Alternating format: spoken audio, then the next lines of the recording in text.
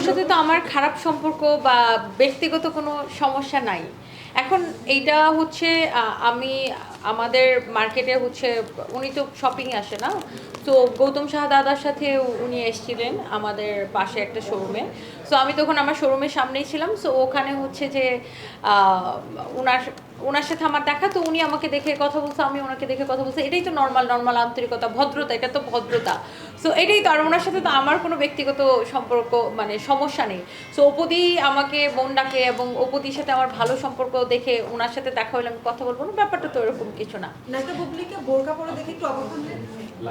না, আমি অবাক হই নাই, কারণ অপুদিও যখন আমার শোরুমে আসছিল তখন বোরকা পরে আসছিলেন, অবাক হওয়ার কিছু নেই। আরেকটা হচ্ছে বিষয় হচ্ছে যে আপনার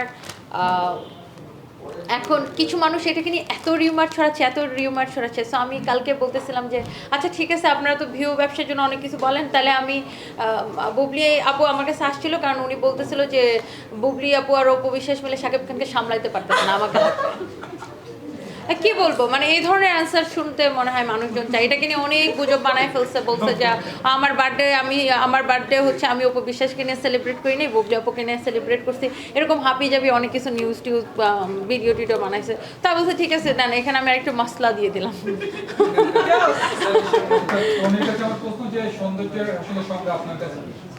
ইনার বিউটি, সৌন্দর্যের সংজ্ঞা হচ্ছে আপনার মন কতটা সুন্দর, আপনি মনটা সব কিছু আপনি কতটা সহজভাবে নিচ্ছেন, অন্যের ভালোটা কতটা দেখতে পাচ্ছেন, এটা আমার কাছে মনে হয় যে এটাই সৌন্দর্য।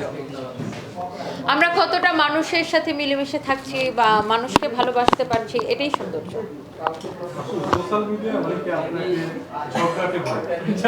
হ্যাঁ, আমি ঝগড়াটে তো। আমার সাথে আইসা কেউ ফালতু কথা বলবে, আমাকে আননেসেসারি এসে আমার প্ল্যাটফর্মে এসে আমাকে ডিস্টার্ব করবে, ওর চুল ছেড়ে রেখে দিব।